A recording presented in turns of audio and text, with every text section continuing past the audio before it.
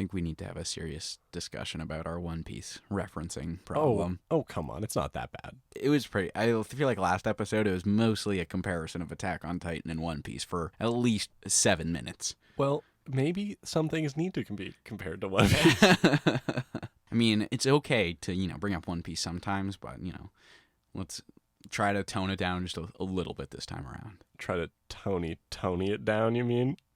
I think that's our one. That's what counts as one. Worth it.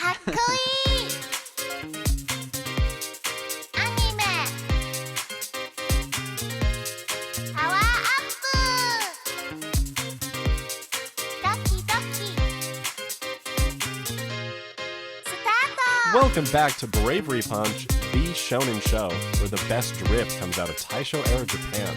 I'm your host, Doki Doki Duffy. And I'm Kunai Kenny. Today, we are going to be talking about Demon Slayer. Before we begin, how about that new intro? Ooh, yeah, that spicy new intro. That is the official theme song of Bravery Punch, written by our good friend BT Jammin. You can find him at BTJMN anywhere you hear music.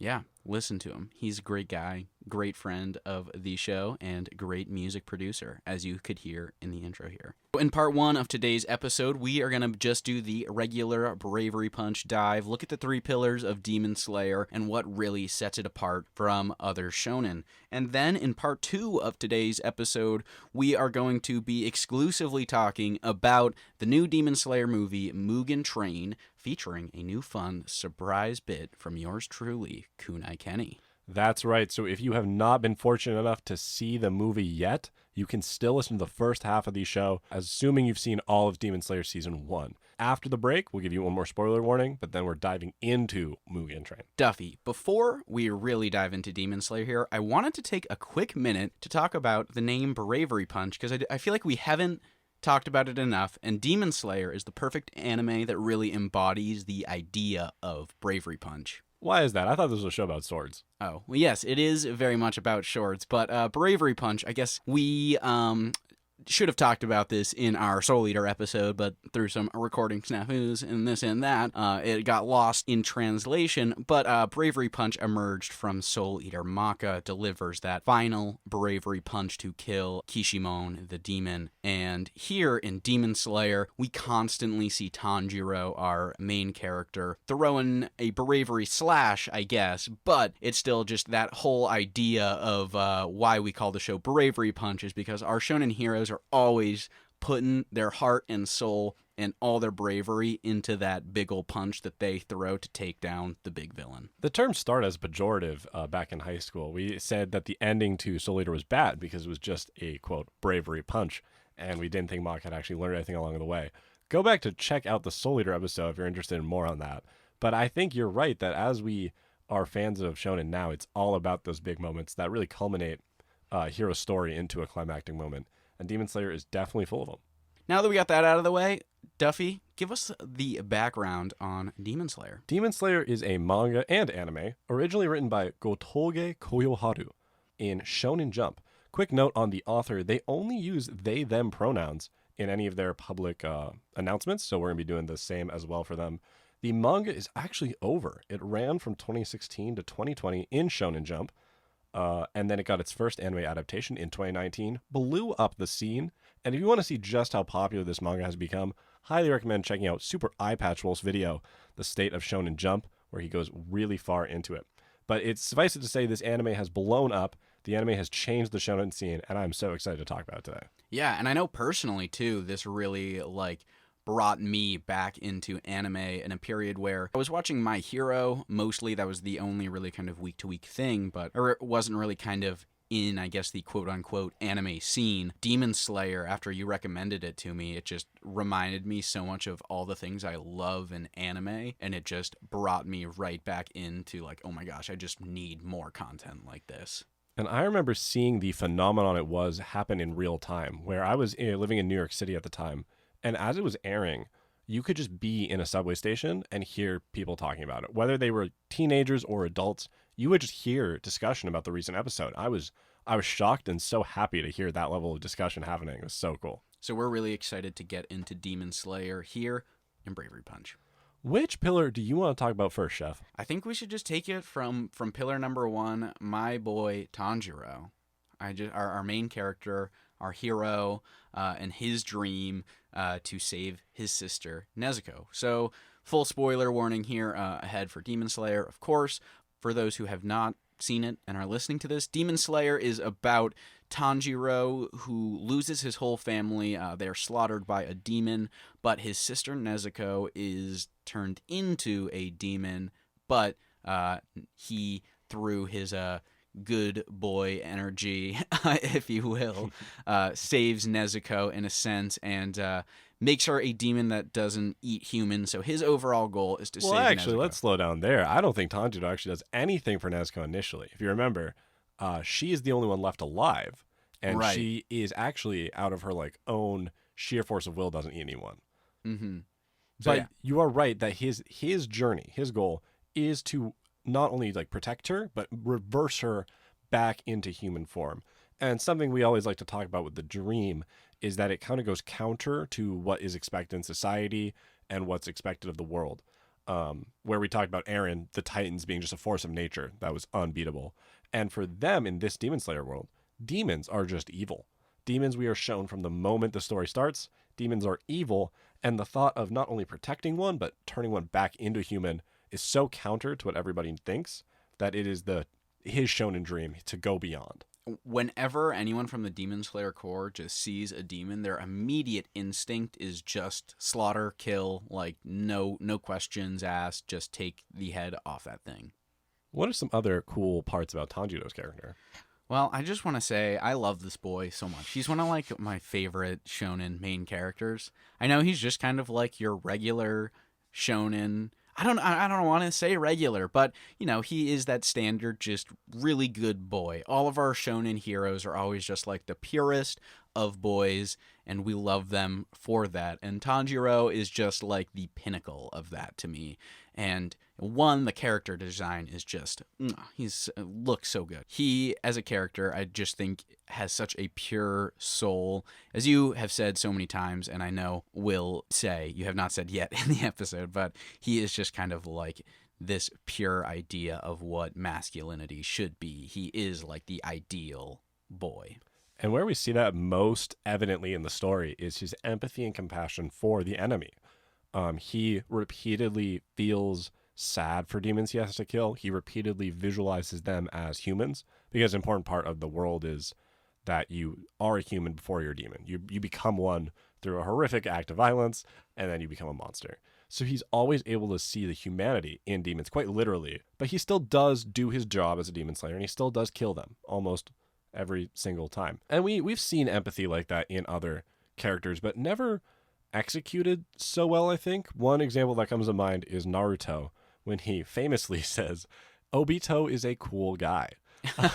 And that's, I think, the author trying to show that Naruto doesn't necessarily want to kill anyone, but that was a more extreme example. And I think here is a really important distinction where Tanjiro sees the humanity in the demons, but he still kills them. He just does so in a more merciful way when he thinks it's acceptable. But he still gets the job done, and he still protects his people and does the right thing. He just doesn't do so as a cold-blooded killing machine. He's just such a beacon of hope in this dark, kind of grim, demonic world where it's all about killing, where yes, Tanjiro still does kill a lot, but he still just has this energy about him that is so beyond a lot of other characters. A lot of other demon slayers don't even have this same energy of they don't have the same protective energy like Tanjiro. Tanjiro just is hope. He is protection. The way he smiles at the kids who he protects, he just has this whole energy about him, I think, that we don't see in a lot of the other characters in the show who are just so set on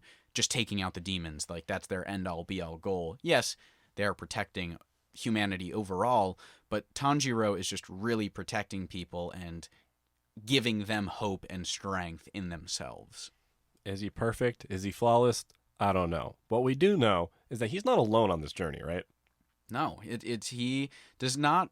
This dream, in a sense, is not his alone, which is one other thing that sets Demon Slayer apart from other shonen. He's got Nezuko quite literally at his back at all times. And I think we'll talk more about Nezuko later, so I don't know if I actually want to get into it at the moment. I guess one other thing I'll say about Nezuko and Tanjiro, kind of as our central hero and dream, and something that sets Tanjiro's dream apart is that Nezuko, I guess, consciously doesn't have this dream, but I feel like we never see in a shonen their dream is so not, I don't want to say tangible, but so intertwined with their journey. Like the fact that Nezuko is literally at his back at all times, it's a constant reminder of the overall journey that Tanjiro is on. Like again, looking at other shonen like Naruto, yes, he wants to be Hokage, but it's not constantly like in his face. Like there's sometimes an enemy in his way he has to fight, and he might not be thinking about that, but Nezuko is always there with Tanjiro, and this journey is just much more intertwined with the main character than I think a lot of other shonen.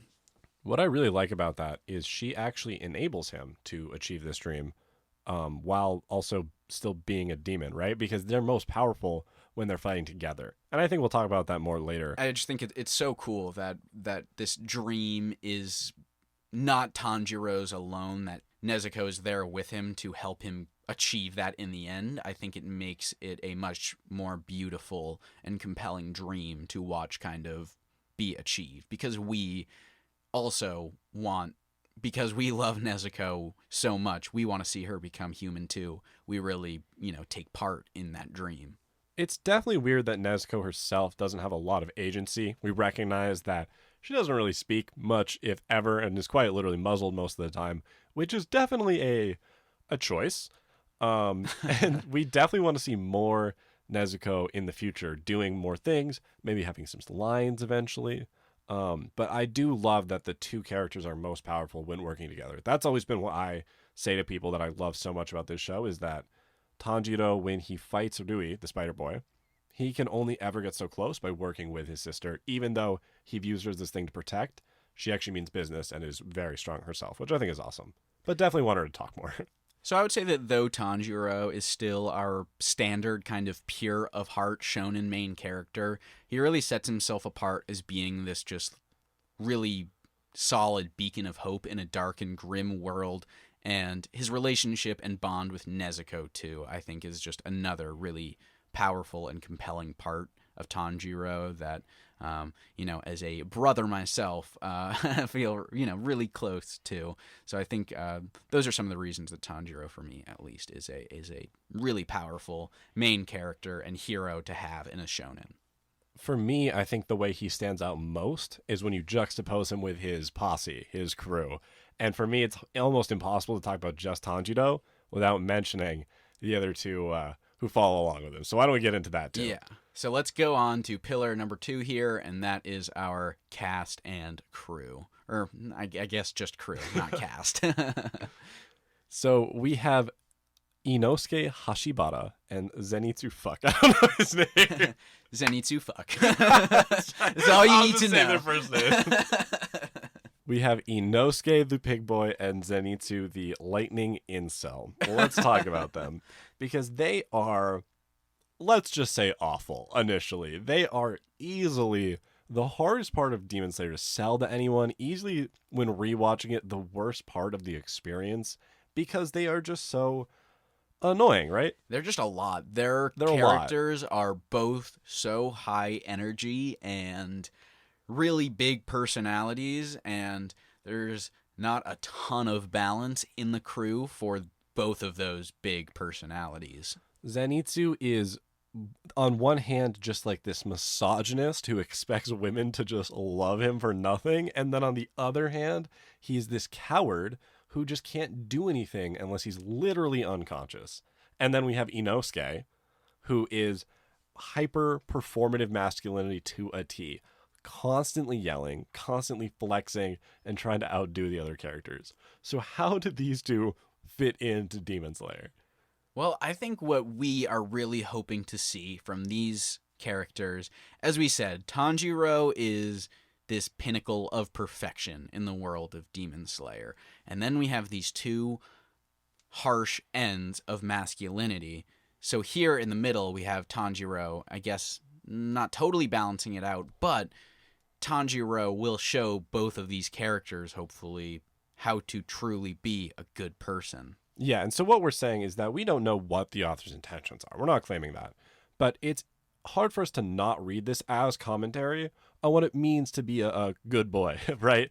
Because Zenitsu is, if you kind of think of it as a scale, like Austin just said, Zenitsu and Inosuke are kind of on opposite ends in terms of like courageousness or what we typically think of as a masculine role. Zenitsu is really scared and can't do anything. Inosuke is too much. He's yelling. He always wants to be strongest. He literally, towards the end of season 1, wants to fight a train because he thinks that will make him stronger. Another Inosuke thing that's just crazy is after he sees Tanjiro like headbutt something, that comes up a lot. Tanjiro headbutts things. Inosuke starts headbutting trees, trying to make his head stronger. That's not how bones work. So think of it as a spectrum, right? And that's what Austin's saying, that Tanjiro is in the middle. And so I kind of want to look at both these characters as different lenses of masculinity, because shonen is almost always about a young boy. And I want to start with Zenitsu, right? Did we like Zenitsu when watching this show? No. I just, when I look at Zenitsu, when I look at his character design, I'm like, oh, he looks so cool. I want to love this boy. And he just doesn't have the energy I want him to have when he's on the screen. He is just a lot sometimes. And though he does have his redeeming moments, and when he pulls out his sword, I do really, really love those lightning fights. But definitely was kind of intense to get into Zenitsu at first. I will say that when rewatching it, he didn't bother me quite as much when I first watched him. Maybe just kind of getting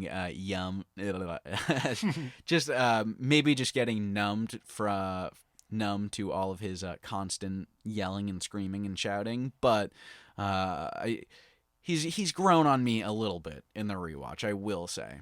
Before you think we're hating on the Zenny boy, we have both independently of each other had him as our phone background at points because he looks so cool. And when he is literally unconscious, he is awesome. But I want to talk about the two most glaring things about him. One is his incel-y behavior, which is obviously not okay and not something we want a shonen protagonist to have. Certainly Tanjiro doesn't, certainly no protagonist we've seen. But if we're viewing him as something to compare Tanjiro to, that's obviously a bad example, right? Obviously, we can't treat women that way. We can't just expect them to love you or whatever if you want that. And that's something I think we're supposed to laugh at for Zenitsu. Every time he encounters a female character, he is just obsessed with them.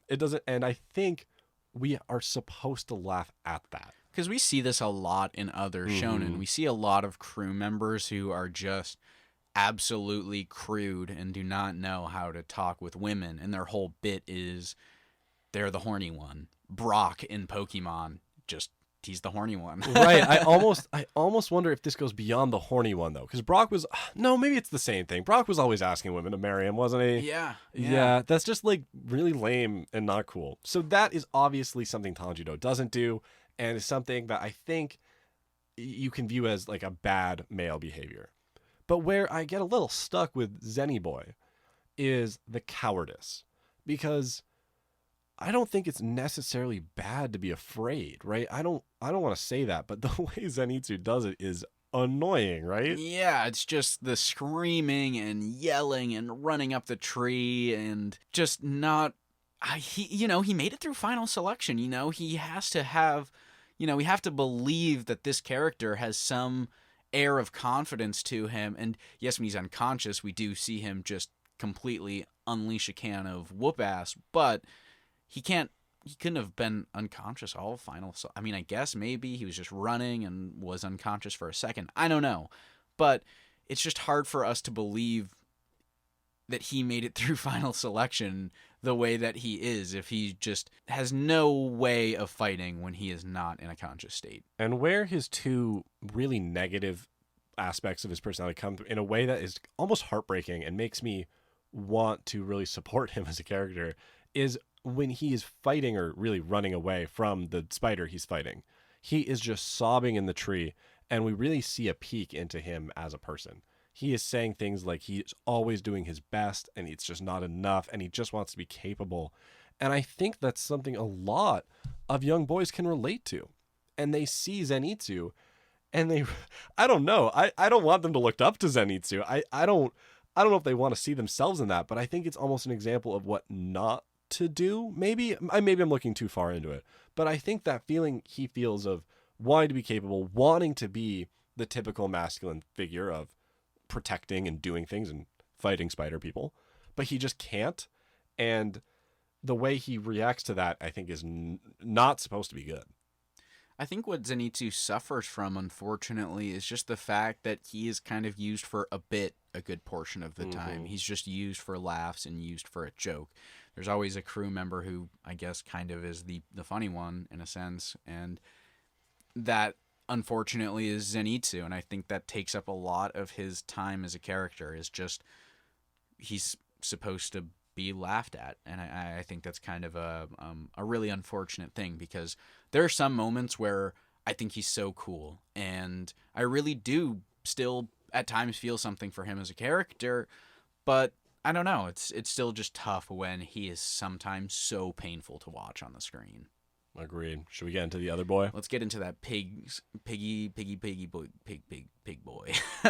Oink, oink. Inosuke makes his entrance by goading Zenitsu to fight him. He quite literally barrels into the show. And he wants to kill Nezuko so bad that he starts beating up Zenitsu. I don't know if we have a better example of performant masculinity than that. Yeah. And I guess, sorry, quick, you just reminded me, jumping back to Zenitsu, that's a really great Zenitsu moment. When he is protecting Tanjiro's box, that's one of those moments in the show where we're seeing Tanjiro rub off on the crew, and I want more and more of that. Tanjiro showing these other boys how to be good, and Zenitsu did it when he was protecting that box. But yes. We start to see it with Inosuke. We start to see it. I think we've established that Inosuke is loud and performative or whatever. Quite crazy, wants to fight everything. It just grew up in, as far as we know, Inosuke grew up on a mountain by himself, and just all he wants to do is fight things. Ran into a demon slayer, found out about final selection, and did it because he knew there would be strong stuff to fight. But once he joins Tanjiro, what do we start to see happen to him? So throughout their journey, Tanjiro just shows compassion, I guess. Not just Tanjiro, some other people along the way. The old woman, like in the Wisteria Inn. Yeah, the inn where they kind of spend some time recuperating after the fight in the mansion, the spooky house. We see this old woman, kind of express some worry towards Inosuke, saying make sure you kind of protect yourself, something along those lines. The right? classic do your best. Yeah, do your best. And Tanjiro kind of says, like, nice job, things like that to Inosuke. And just because Inosuke's been on a mountain his whole life, has never been expressed any sort of compassion before. So we actually see him react to those moments, like he glitters and glows when Tanjiro says nice job, because he kind of looks up to Tanjiro. We see him envious of his power and want to be like him. So when Tanjiro compliments him, it actually gives him butterflies, which I think is really cute. Like they said, butterflies. We certainly get butterflies later in the show. Ooh. But that really brings us to what we want from these characters that Austin you mentioned earlier. Is we can start to see Tanjiro rub off on them in slight ways, both of them. But we really are going to need more for these characters to have any sort of lasting power as like shonen characters. Because as it is right now, they are too much. They are really too much. And unless they have some big character arcs and character growth throughout the story, they're going to be almost a stain on the greatness that is Demon Slayer, I worry. I don't know. I don't know. I guess, yeah, they could be, but they still just, we'll talk more about the animation, but they do have their moments, especially in Inosuke too, with just the fighting choreography of how he's done. I think there's still hope for these boys. And I don't want you to get too worried. And there's still hope for them. I think there is hope. But now that you mentioned the fighting, should we get into the last pillar of this story? Well, I think there's still just a couple more, maybe not crew members to talk All about. right, let's get into it. But expanding beyond the crew, there are some other cast of characters who I think are worth mentioning. You're talking about my boy Tomioka Giyu? I'm talking about your boy Tomioka Giyu. We got the Hashira, the kind of the top tier demon slayers. They are the highest bar of power that we know of that a demon slayer can achieve. Tomioka Giyu is one of them. We see him right off the bat. Not right off the bat, but we see him in episode 1. Though he seems like a gray and grim boy, he's got a purer heart than we'll ever know. I am just a big Tomioka Giyu stan, as I guess the kids would say. I mean, the man has just an incredible character design. It is so cool. Every time he's on screen, I'm so excited. But yeah, he does have that great character moment of he serves to set up the world. Like you said earlier, the Hashira want to kill demons. They're evil. And he sets that up right from the start. He calls Tanjiro's dream stupid. And it really ties back to what we were saying about the dream going counter to society. Because here is a top member of this society telling him he's dumb for it. That's like, oh man, I almost just compared to One Piece. That's like Hokage is telling Naruto he can't be Hokage. You know, it happens in shonen. Bakugo telling Deku he'll never be strong. Yeah, exactly. It happens all the time. So it sets that up, but then he has this great turnaround at the end of season 1 where he's risking his life for Nezuko. He's putting his life on the line. He's betting that Nezuko is a good demon and he's willing to commit seppuku should she do anything bad. So he's not on the screen for too much, but his impact is there, and I love it. And I guess, too, we'll quickly mention, too, Urodoki, the trainer of both. Udo Kodaki. Udo Kodaki. Yeah. This has been Japanese Doki Doki Duffy. He is the trainer of both Tanjiro and Giyu. He was previously the water Hashira, and has passed on this water style to both Tanjiro and Tomioka Giyu. Though not a crew member, is still a pretty big part of the series for the first half. He kind of sees the light Tanjiro has in him and the power he has, the power that Nezuko has, the kind of journey that the two of them could go on. He realizes the potential that they have to change the world.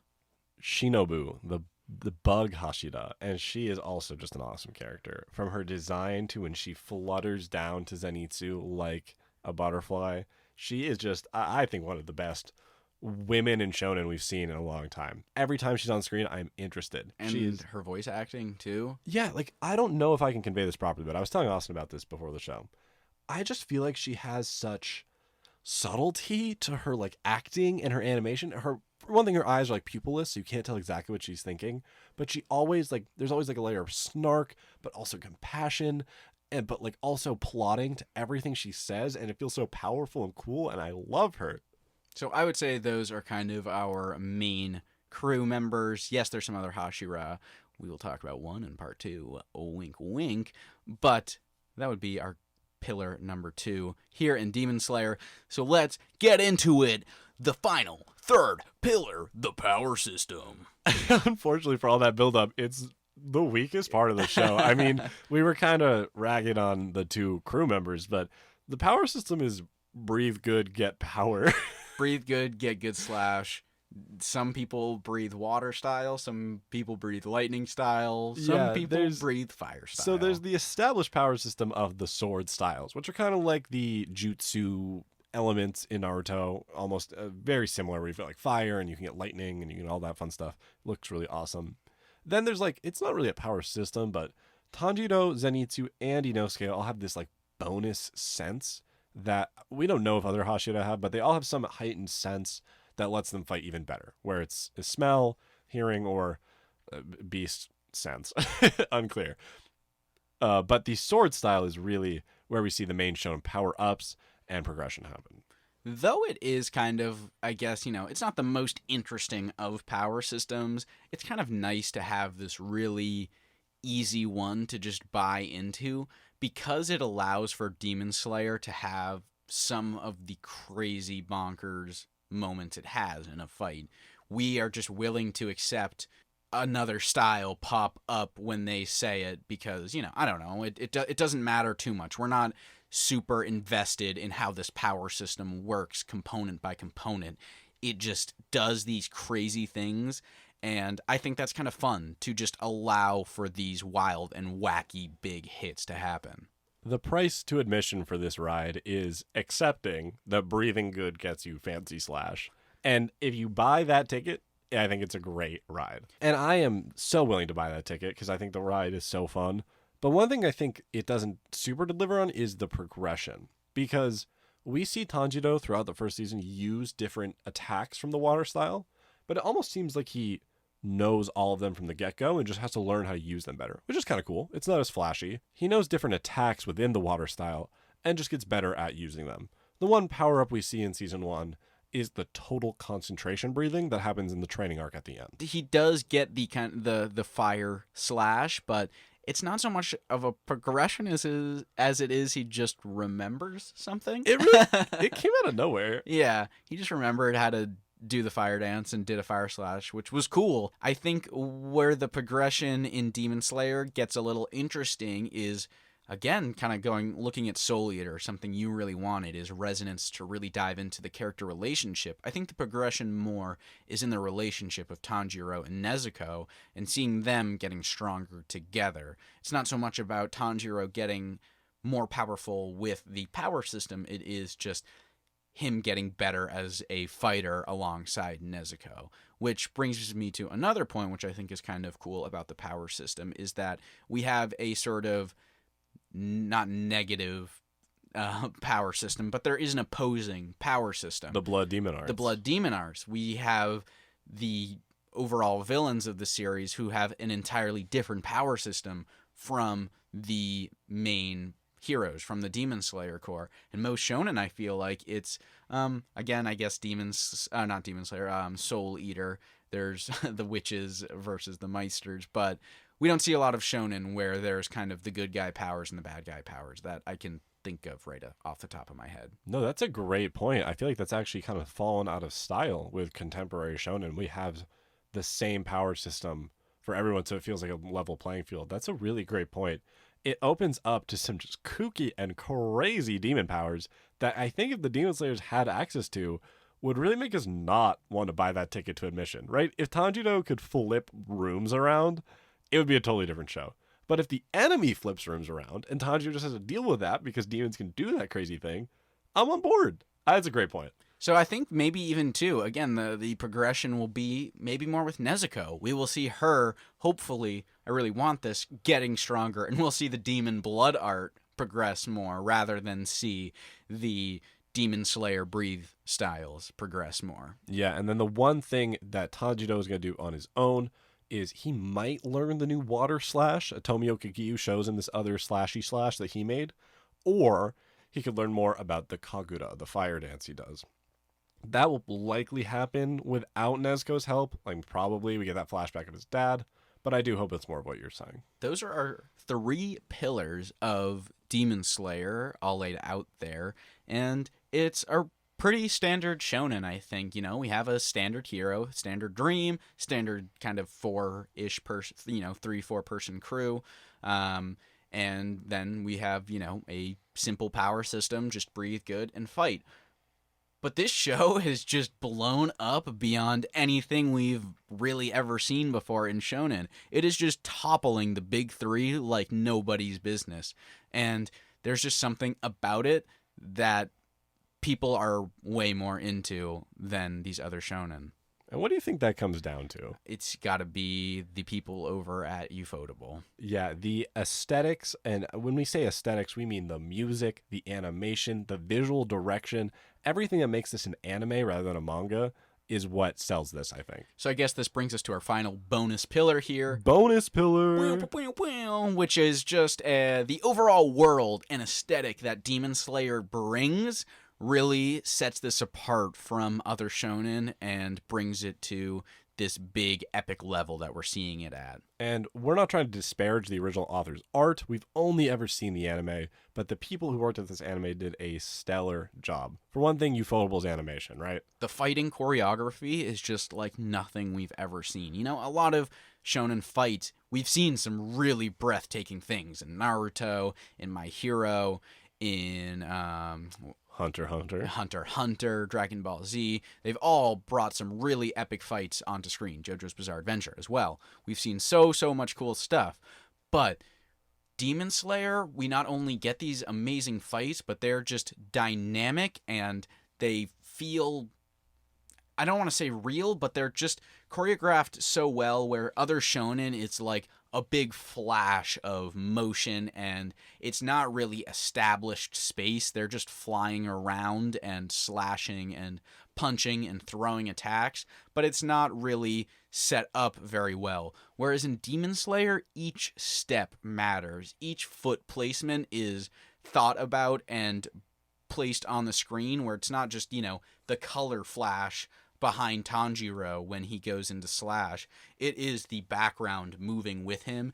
It is his feet moving like in step to slash. And we see that with Inosuke when he fights. He has this really low, boorish style, and it is just choreographed unlike anything we've ever seen in a shonen anime. And I think one reason they're able to achieve that is some new techniques they use that are kind of subtle. I'm not saying they're like big brain, but I don't know if we've seen some of these techniques in other shonen, where a lot of times the background is CGI. It kind of looks realistic if you take a look at it, especially when water is involved or woods. But by doing that, they give the characters this bold outline, really make them pop on screen, and then they can just do whatever they want with the camera. It's crazy. You get Tanjiro running around, and the background is all rotating around with him, and it's just stunning to look at. The camera is so much more dynamic than we have ever gotten in another shonen. Like, it'll just do a full 360 rotation around Tanjiro, and we're just seeing these fights brought to life in a whole nother way. And I think I don't know, I'm not an animator, but I think it is due to their way they use their background and they make the characters pop against it. I think it's just awesome. I want to talk about the music. Can I talk about the music? Oh, yeah. The music is by my girl, Yuki Kajiura, who, if you don't know her, did music for Sword Art Online, did music for Madoka Magica. She has been in the business a long time, and she just brings it again with this show. It is very Japanese sounding. It's got consistent like motifs and themes that come up. Tanjiro's theme, the really big song at the end with the fire dance, can be heard throughout the show in just really cool ways, and it just makes every scene more intense and exciting when it's got that great soundtrack behind it.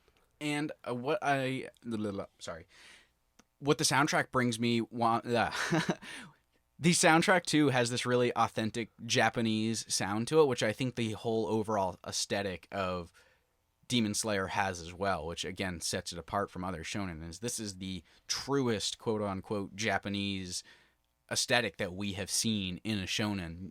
Naruto has ninjas and Dragon Ball Z has some sort of ninjas as well. Not ninjas, but it has what's the word? I don't know.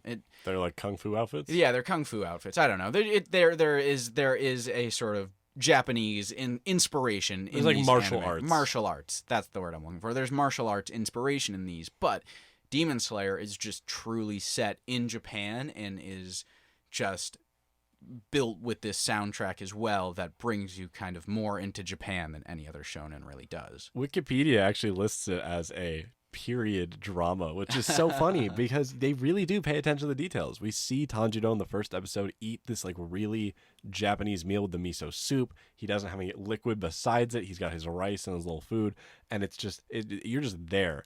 And then details like that, but then whenever they put their sword away, the sword's not just gone. We see them like do the careful shing and then slide it in. That's so cool.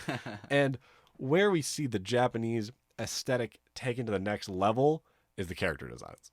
Oh yeah, they're not kimonos, I think exactly. They have a different word, correct? Howdy. These cloaks that all the main characters, not all the Demon Slayers wear, but all the main characters kind of have their own unique howdy, and they are just each so unique and so cool. I want to be all of them. I want all of their style. I want to be there. Side note for the listeners' benefit, my co-host Kunai Kenny has actually gone out and purchased several of Tanjiro's fit pieces. He has stolen his look. He's across from me right now wearing the Tanjiro Howdy shirt, and he has the Hanafuda earrings, which really look great, Chef. Really, really big fan. I did get my ears pierced 95% so I could wear the Hanafuda earrings, to be honest. But you know it. They're so cool. Every character in this show just looks so cool. And I mean, you're on TikTok all the time, right? Doesn't the character design just make these characters pop out more than any other show? Oh, yeah. It is everywhere. It is aesthetics with, like, all letters capitalized with a space in between each letter's aesthetics is what this show is. And we get this with Naruto, I think. We get this with Hunter x Hunter. We get this with now Jujutsu no Kaisen, are these shows that are kind of just caked in that sort of like all cap space aesthetics. Just dripping in style. Dripping in it. Dripping in the style that you want to bring into your everyday attire. They just, I don't know, there's something about the characters and the way they look that I think is... it is aesthetics. I don't know. I don't want to sound too redundant here. But major credit to the original author and illustrator. Major credit to the people at Ufotable who have made these characters so appealing on the screen. They're just a delight to watch every time. It's a delight to watch. It's a delight to hear. We haven't even talked about our girl Lisa and Gurenge, the opening. Oh my god, from the second that opening pops on, you're like, oh, this show is amazing. It is, aside from Cruel Angel's thesis, which is the pinnacle perfection of what an opening can be, Gurenge, I think, I have, at least right now, it is my favorite shonen. It is my favorite anime opening. It really does it for me. It's saying a lot. It is. I think we are ready to move into our break. What about you? I think, yeah, we've we've covered a lot here. And for those who have only seen season 1 of Demon Slayer, heavy warning here. Stick around for the break, but then get out after that. And come back after you've seen the movie. Oh, yeah. Stick around for the break. We got some good announcements, but be warned.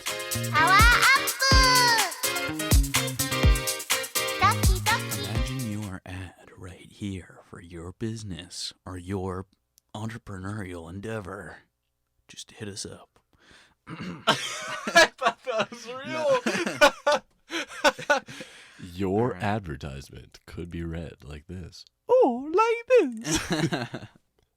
If you're liking the show, Kunai Kenny has some tips for you. Be sure to like and follow Bravery Punch on whatever platform you're listening to us on. And we are on Twitter at Bravery Punch. And you can find our email just right in the link there. And you can send us your thoughts after the episodes like this one fan did. We have our first fan mail reading coming in saying, I just listened to your last episode. I think Aaron's motivations are still the same, just more extremist. He still wants to eliminate all the Titans, but his method of doing so has changed. By sterilizing all Eldians, effectively, this would eliminate the Titans. And you know what, Eric? You are right. I just hate it. I just think Aaron is dumb and bad, and you have a valid opinion. Thank you for listening to the podcast. Appreciate your support. Thank you so much for sending in your thoughts. Send us your thoughts on any episode of any show that we have talked about. Thanks for listening, folks. And remember, if you have not seen Mugen Train, do not listen to the next part of Bravery Punch here. Back out now, and we'll see you in June. Stay brave. All right. We are back after a short little break, catching our breath, and we are here to talk to you about an animation experience unlike anything I have seen with my own two eyeballs before, and that is Demon Slayer Mugen Train. We have been locked inside for over a year due to the coronavirus pandemic, which means we have not been to a movie theater. In fact, my last movie was Weathering with You by Mamoru. Oh my God, what's his name? Your Name guy. And so it's been a while since we've been in the movie theaters. And what a way to come back to the movies. Yeah, what a smash hit to come back into the theaters to, woo! Yeah. Potentially, now I'm only talking to people who've seen this, so I'm not overhyping by any means. Potentially the greatest animation I've ever seen. Yeah. The fighting choreography, that we talked about in the first half of the show is just brought to a whole nother level I didn't really think the show could achieve. I thought the show was already a pinnacle of animation. I thought we were just going to get more of that, which I was ready for. But this movie just brought it to a whole nother level, and every single moment was just so engaging to watch. Right, I thought the climax was going to be when Tanjiro and Inosuke fought the, train demon, that guy. And I was like, oh, this was cool. I thought there'd be more, but this was cool. And then that upper level demon shows up, and oh my god. Yeah, it just keeps giving. Each time the character pulls out, any character, whenever they pull out their sword, it is just something truly spectacular when they are fighting. Every movement is just so amazing. I loved every second I was in the theaters watching this. It was just. Hey, you're a much bigger movie guy than I am, but from a very casual moviegoer, it felt like the pacing was so good. Like, it felt like every moment there was moments to rest, there were quiet moments of introspection and emotion, but then it would be followed by big swings and big moments of fighting, and it did that really, really well for 2 hours. Yeah, right? It was definitely an interesting movie, I will say. It's not your standard kind of 3-act film, I would say. It kind of has a lot of it's an anime arc adapted into one long continuous movie, which I think is super interesting and super cool, which we'll get into more later. But yeah, super cool and interesting way to do a movie, and I was just super engaged throughout the whole entire movie. Just this movie, we are absolutely going to see again when it comes out in digital release. We're going to buy this movie again just because, oh my god, it was just amazing. We came out of the movie, we had an hour-long drive to this theater, by the way, and the whole way home we were just talking, oh my god, that part, oh my god, that part. Do you remember that? Because every moment was so good. I cried 3 times in the movie too. Just anytime Tanjiro was on the screen with his family, I just felt so much. Oh my god. And the ending too, I felt so much, and it's just the reason that we come to Shonen was this movie. It was just everything I love about anime and Shonen, and I am so, so glad it was the first movie that I got to see after the coronavirus. The one funny thing I want to mention before we get into some of the things we really loved in detail is there's that moment when everyone's asleep under the demon spell, right? And Nezuko wakes up somehow. I don't remember exactly if she's put to sleep or if she wakes up, but she just comes to and sees the fire Hashira choking out a child and is just cool with it. She's just like, oh gosh, Tanjiro's asleep. Yeah, she doesn't even yell or squirm. She doesn't do anything. She just sees that and immediately pivots away. I just think that's so funny. All right. And before we really get into the movie here, I want to bring our first segment into Bravery Punch here. Our first new bit.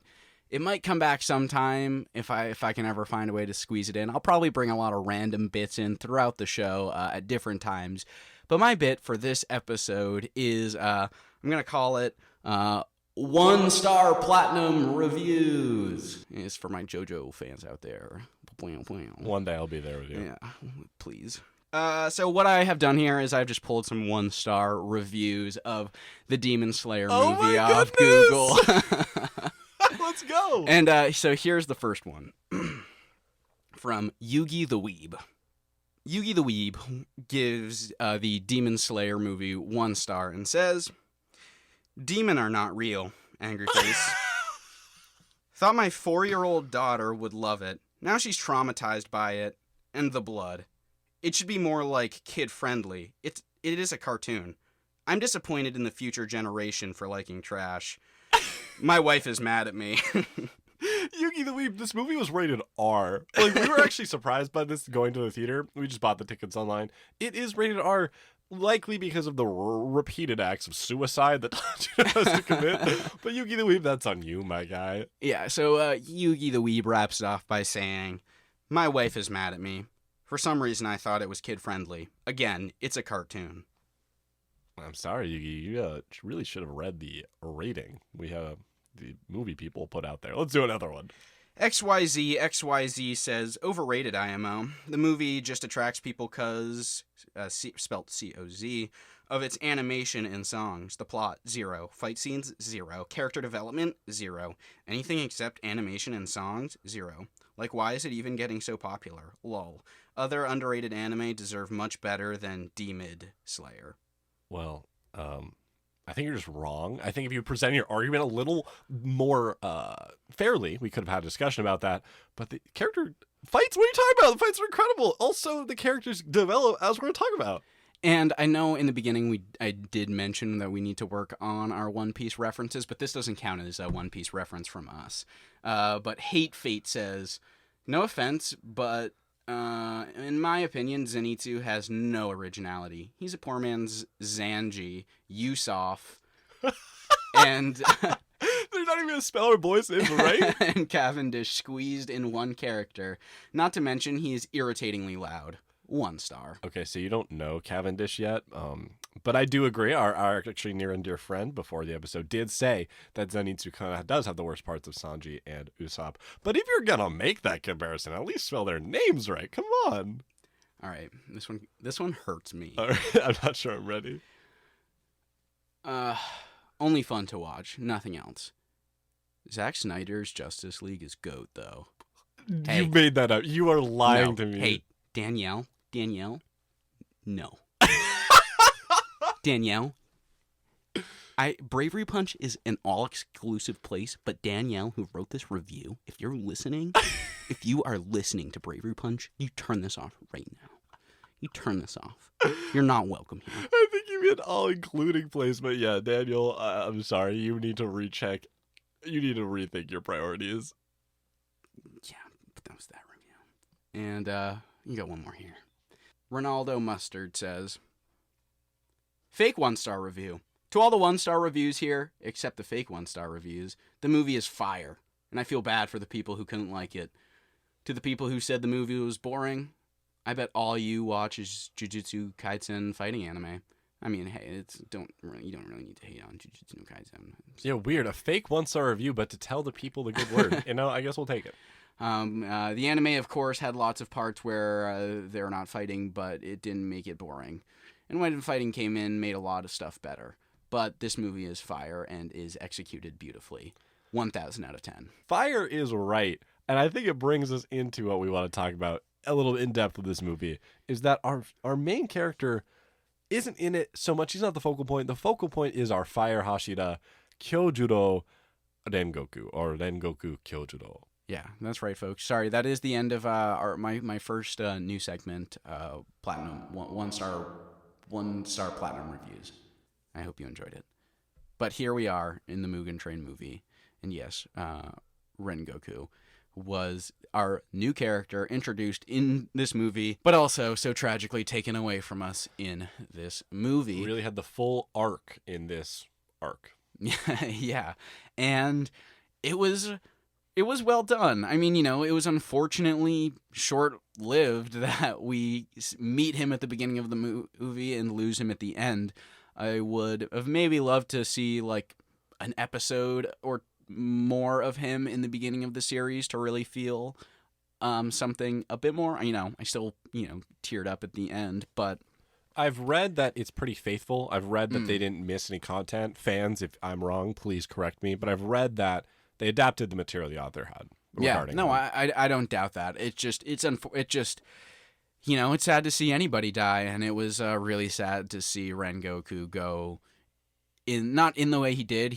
It was a very beautiful death, and I think death is something I want to talk about overall in Demon Slayer later on here, but Rengoku losing him there at the end was so tragic because it was so cool to see a Hashira really go at it, because we've seen Giyu do like a quick slice, but we have not seen a Hashira really just go all out like we did at the end of the movie, and it was just freaking balls to the wall awesome. From the moment he unsheathes his sword, he is just doing sweet fire moves that you really see the three main characters feel the way you do. They just love it, and they immediately want to be trained by this guy because he's so cool. And every time he attacks, he is just amazing. I don't know what I was going to say besides that. Yeah, no, he was just a great introduction into the series, and he was a tragic loss there at the end. But it's exciting to know that hopefully we're going to be getting this with each Hashira and hopefully other characters in the show. I feel like Zenitsu, yes, we've learned a bit about, but Inosuke and Zenitsu, still, we have a lot to learn about. And so You said Zenitsu, Inosuke, and Zenitsu. Sorry. We still have a lot to learn about our main cast of characters, and if we're going to be getting this treatment like we got with Ren Goku, I'm really excited for the future of the series. So I guess my biggest critique almost of the movie, and it's not even really a critique of the movie, it's more the story as a whole. I'm a big crier. I will own that. I'm a big crier. I cry at anything anime remotely emotional.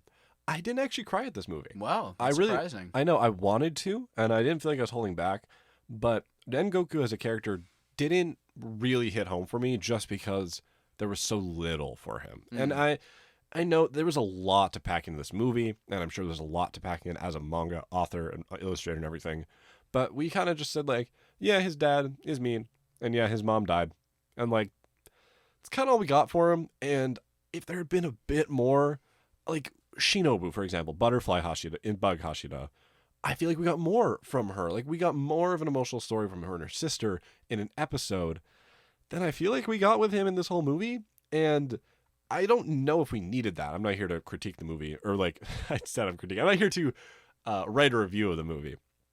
But I didn't fully cry, and I think I want to flip that as a positive, what you were just saying, is that if we can get this level for other Hashira and other characters we know, with Tomioka Gyu and Shinobu and maybe even the Master, if we can get more with them at this level of execution, Demon Slayer will just become even more incredible than it already is. I think the emotion for me when Rengoku dies isn't so much with losing him, but it was just seeing the reaction of our main crew, Tanjiro, Absolutely. Inosuke, and Zenitsu. That was really what hit home for me, just seeing them realize almost how weak they are in the scope of this fight, of this journey that they're on, how much training they have to do. They thought Rengoku couldn't lose. You know, we didn't really think he could lose in the beginning of the movie, and then we see the first upper level demon, and it is just crazy to see. And okay, you're getting me a little bit, because now I'm remembering that Tanjiro has this line where he's like, I learned one new thing, and it's just I have so far to go. Yeah, because he's just there's coming off another of roadblock. He's just coming off of learning the total concentration breathing, and he's like using that for the first time in this whole movie. And he's like, even with that, I could do nothing to this demon. You're right. That's getting me a little bit thinking about it. Yeah. And then what all three characters do? They just start crying and bawling, and Demon Slayer throughout it is just so pro emotion. I think of a scene in Evangelion a lot when Shinji saves Rei Ayanami in a fight, and he busts her tube open from her Eva, and he looks at her, and he just kind of starts to cry and smile and says, you know, you should smile more. It's a really beautiful moment, and that just one moment, I think, really embodies Tanjiro throughout Demon Slayer. We always see him cry, even when he's happy, when he's sad. He's just, you know, really open with his emotions, and it's really beautiful. And at the end here, I don't know, just this group crying together, I think is really powerful. Because sometimes a lot of shonen will do the kind of, don't cry, gotta be tough, gotta be stronger. Udo Kodaki even does that in the beginning. Our friend reminded us while watching. He tells him to, like, not cry and that it's weak. And Inosuke does this at the end in that final scene. He says, like, we have to just keep moving forward. We can't sit down and cry and mourn, all while his emotions are just taking him over. And it's just making the space for this raw sadness to come out. And I think it's beautiful, like you said. They can't fight it. They have to feel this before they can move on. And their actions really go against their words a little bit there. So that's where our characters kind of end, but let's talk a little bit about each character kind of throughout the movie. We've already talked about Ren Goku. He has his whole arc kind of not crammed into this movie, but his whole arc is in this movie, and it's done really well. But it's unfortunate that he's a short-lived character. But our main crew, let's I guess start with Zenitsu. I think it's the perfect amount, I would say, maybe. In fact, in our episode notes, Austin here wrote Zenitsu, just the right amount, because I mean, we got to give some credit to the author here. I mean, maybe it's not the most incredible, but I thought it just worked so well. Little moments or little things set up in season 1 really just came to naturally to a nice. Let me say that again. I got to give some credit to the author here because some little inconsequential seeming things or joke things really came through in the movie in a really cool way. With Zenitsu, he's always doing cool stuff when asleep. And then this demon is putting everyone to sleep. No wonder Zenitsu's going to come in clutch and do some cool stuff. And anytime he was on screen, other than the weird demon in his dream world, it's just weird. Besides that, he was always fighting, and he was fighting with Nezuko, interestingly. Yeah, and I think when he was on the screen, like the moments that were supposed to be funny were actually kind of funny and made me laugh a little bit. I think in the series he can be really tiring at times, and the moments where it's supposed to be a funny bit I think are kind of cringe, but I think they worked in this movie, and we did not get that tiresome amount of Zenitsu that we can get sometimes in the show. There's a little bit of him being with Nezuko in his like dream world, which was whatever. But then what with the weird like Edward Scissorhands was like this new take on Zenitsu, which was kind of fun. What about Inosuke? Inosuke, we're still getting those glimpses of him learning how to love, learning how to be friends with people, and we have seen him and Tanjiro really fight side by side, which I think is so cool. They fight in tandem throughout pretty much the whole entire movie. Not only that, something really interesting you pointed out to me before the episode was Tanjiro and Zenitsu have never fought together, right? Yeah. I don't think Tanjiro has ever seen Zenitsu fight. They just kind of know one's lightning, one's water, but all the end of season 1 is Inosuke and Tanjiro fighting together. They fight the big spider together, and then they're kind of just like, they're together. And we see that really come through when they fight the big train demon at the end. Yeah, they're just like, we're going to synchronize breathing, which I kind of thought was going to be a little bit differently. They just kind of fought. I thought there was going to be like, okay, we got to work together soul resonance. No, they just go for it. Yeah, they just fight side by side, but they're breathing together. But it's still really cool to see them like work together, and Inosuke kind of lucks into some move sometimes when he'll just like throw Tanjiro because he's like, you're throwing things, I want to throw things, and tosses him, and it kind of works out. But no, I think Inosuke, more than just at this point, we have seen some more growth with him from the first time we've seen him up to now. I have enjoyed the more time I spent with Inosuke. And the little thing that the author set up, again, for him is the pig head. We thought the pig head was just this weird joke that he just wore this pig, which is really disgusting if you think about it. Don't think about that too much. But it blocks the demon spell, the sleepy spell. Is blocked and he's able to help Tanjiro out when Tanjiro is about to actually kill himself in real life. He's able to save him, which is really cool. I don't know if Inosuke has saved Tanjiro before this. It's really cool to see, and it's his dumb character quirk actually having a purpose. And I love that his dream world too is just this weird labyrinth, because he's just kind of a weird beast man who wouldn't have like a clear mind. It would just kind of be this twisty, tunnely thing. And that, again, the movie had some pretty genuine, funny moments that I think sometimes were lost to me in the shonen, in the anime. Let's talk about our, dare I say, secondary protagonist? I don't know, our object of the dream and yet a character herself, Nezuko.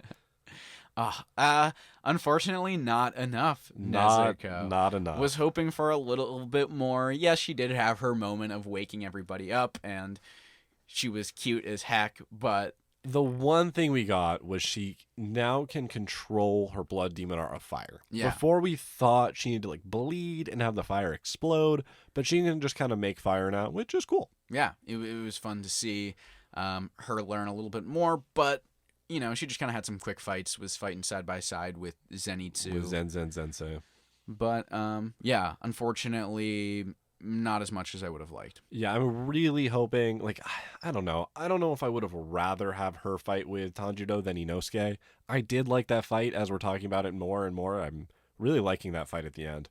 But we got to see more of Tanjiro and Nezuko working together for her to, like, really be justified for me. Because right now she just doesn't talk, and she's more of like an object than a character, and we don't really want that for our women characters in shonen, so we need some more, but we're willing to give it time. Yeah, I think in season 2 we're hopefully going to be seeing some growth with everybody in the crew here. And I think that brings us to our final character, our main character, Tanjiro, who definitely had some more growth that I didn't really not expect to get in this movie. Yeah, I was not expecting him to be put through such a ringer of emotional, like, torment. I was not prepared for that. Yeah, just a real journey of letting go of himself and his family, and just kind of moving forward, and that bravery punch ideal of just like putting your heart and soul into what you're doing just to get to the other end for the, I guess, greater good, for the greater dream. So his dream, when he's put under the sleep, he's brought back to his living family, and he almost not immediately, there's like some scenes together, but like pretty quickly he turns around and just starts walking away from them. Like, I even forgot there was this little baby boy, and it's like really cute and crying for Tanjiro. Tanjiro just walks away, and it's so hard to watch. Like, that was one of the most emotional scenes of the movie, because we have established this whole thing since season 1. We've known everything about Tanjiro and his family, and that wasn't even like halfway through the movie. That was maybe a third. We get that first emotional punch. Then a little bit later, Tanjiro wakes up. Or wait, how does he even wake up again? What does he have to do? He has to kill himself. He has to kill himself, like, repeatedly. The movie is like, he realizes he's in a dream, and he's like, oh, I have to cut something. And my brain immediately went, oh, he has to kill himself. Wait, no, that's obviously not going to happen. I thought it was going to be a fake out. No, he has to cut his own head off, and not just once. The poor guy has to do it time and time again. Every time he's put to sleep, he cuts his own head while his family is yelling at him, saying he's horrible, and the whole time he's just saying to himself, my family would never do that. I know what I'm doing is right, and I'm on the path to saving them. And it's so beautiful. Yeah, no, that's just why we love our boy Tanjiro, because he's so good no matter what situation he's in, no matter how dark, no matter how bleak it is. Even when he's repeatedly killing himself, he is still just this beacon of hope and badassery, and he's slashing his sword around and waking himself up mid-stride. And the movie actually confirms what we were saying in the first half. If you were careful, we kind of laid this down as a foreshadow. But we see Tanjiro's soul as this literal beacon of light, as this literal perfect boy. And, some might say that is a kind of not great for your character to be flawless, but it is interesting that this story point really confirmed that, and that Tanjiro is not so much having to do personal growth, but in order to get stronger and maybe help others will be his journey. Yeah, so it was cool to see this growth in Tanjiro. I really didn't expect to see him have like much more character growth like that, I guess. I feel like our shonen heroes do have a change in their overall. They grow, but to see a big kind of step for Tanjiro in this movie that I kind of thought was going to be more of an action romp was really fun to see. Agreed. Do we want to talk about, do we care about the power system, or do we just want to get into, do we want more of this? I guess it's not really even a big thing, but they do, I guess, open up the power system a tiny, tiny bit more. We just get a little tree connecting everything, showing all the types of it that there are, which, I don't know, maybe we're going to see more of the power system opened up, which would be cool. I don't know. Yeah, and we get hints as to Tanjiro's next move. That's the sort of the story hint we get, is that the flame versus fire breathing thing, and we got the Flame Hashido's notes being foreshadowed as the next move, so it's really more of a plot element, and we'll be along for the ride to find out where that goes. Yeah, just super excited for the future of Demon Slayer. It's set up so much, and we're still so early in this show, and I'm just super excited to see where our characters go, where the power system goes. We can do another Bravery Punch episode on Demon Slayer, in a year or two, in a couple of months after the next season ends. Who knows? And not just more Demon Slayer, I am so excited for the state of shonen anime and manga, just shonen stuff after this movie. Because when has there ever been a canon movie of this quality? First of all, when has there ever been a canon movie? When has there ever been a movie of this quality? Like, take both of those, combine them into one thing, and we just get an anime experience like we've never had before. I know. The only other thing I can think of is Dragon Ball Z that has done some canon movies, but they aren't even this level. They have some pretty stellar fights, but they're not this constant level of animation that is just so amazing, and it's so exciting to see. And I do want to see more of this in anime. I do want to see more movies like this, but I hope it's not done like the shonen movies that we currently get, when they're just these weird cash grab side plot things that just don't really make sense. I mean, obviously this was a true to heart adaptation of the manga, but I don't want people to start making movies because this movie did well. Right. Shonen movies, I don't know about you, I haven't seen a lot of them because they really suffer from not being canon. And it's not that we're purists by any means. I mean, we love shonen anime. Like, we can forgive a lot. But spoilers for the second My Hero movie coming through. So skip ahead a couple minutes if you don't want spoilers for that. But they just kind of fly in the face of what the core themes of the story are. And an example of that is My Hero Movie 2. Deku gives his power to Bakugo, and they fight together, and it's just not what would happen with the characters. It doesn't make sense for the plot, especially where the manga is right now, and it just is really bad. And then on top of all that, it's not canon, so the characters won't refer back to it ever. They'll never refer back. Hey, remember that time we shared powers and we fought that crazy bot? Never will that happen. And it just feels like this weird alternate reality. And that's not what Mugen Train was. It was a beautiful continuation of the story. We have no investment in regular in regular shonen movies that are these kind of random side stories. But this movie we have been waiting for just day by day. Every day we're talking about, when is this going to be announced? We're never going to see this movie. It's going to be so far in the future. And it finally happened, and it was so worth the wait. And I really do hope we can see this level of detail and attention to shonen anime. And we're kind of starting to see it a little bit. I think Jujutsu no Kaisen, for example, is a shonen anime that I think has a similar level of animation. It's done by MAPPA, the people who do Attack on Titan, another great example of high quality shonen animation that we're seeing now. And I just want this attention to detail that we're getting in Demon Slayer and every other anime. The way I'm viewing it is, back in the 2000s, we had the never-ending shonen. We had the One Piece, the Naruto, the Bleach, that just every week an episode had to come out, and if it didn't, filler. We've seen that shift in the last 5 years or whatever, the seasonal shonen. That's been the new hotness that has given us the moments of beauty that you're talking about. In My Hero, we see it in the Todoroki versus Deku fight. We get these crazy moments in the season that really capture our heartstrings or whatever. Is the next evolution to get shonen even to a higher place? Is it the movie season combo? Do we want to see...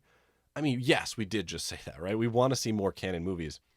But something you said about seeing it really sticks out to me, is that especially in the West here, if we want more canon movies of this caliber, we're going to have to trade accessibility. Because with seasonal anime, there are many legal ways to view it. And if you're a dirty person, we would never, ever do this in our lives.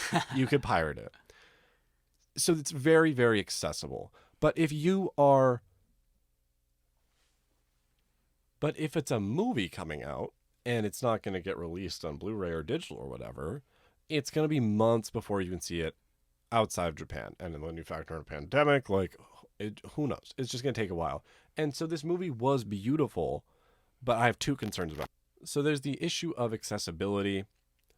And then on top of what you were saying about just making cash grabs, there's the issue of what arcs actually fit into this movie format. Because I mean, we haven't read Demon Slayer, so we don't know exactly, but it felt like a good movie. Yeah, but like I said, it was an interesting way to do a movie because it was an arc adapted into a continuous story. There were some moments in the movie where it feels like, oh, the credits could roll right now because we're so used to that in a shonen. But it still worked really well because it was this kind of concise story in a way, and we had a beginning and end. They got on the train and they got off the train, I guess, was the beginning and end to this movie. It doesn't have your three arc or your kind of traditional three structures of a movie. It would be interesting to see what other anime arcs would work like this that can fit into about 2 hours. And I really would want this level of care and attention given to other movies if they were made. Because if we waited this long, and then even if they said it's canon, it were like added material or cut material, it would really hurt the fans, I feel like. So we got really, really lucky with this movie, and we want more of it, but we're cautious of what comes next. But also hopeful. So excited for the future of Demon Slayer and what it means for the future of shonen anime in general. And though Demon Slayer may not deliver a punch per se, it certainly delivers a rock-solid bravery headbutt.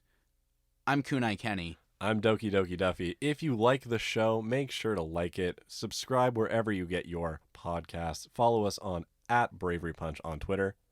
And again, shout out to BT Jammin' for our theme song. Thanks for listening, folks, and listen to us every other Friday. Stay brave.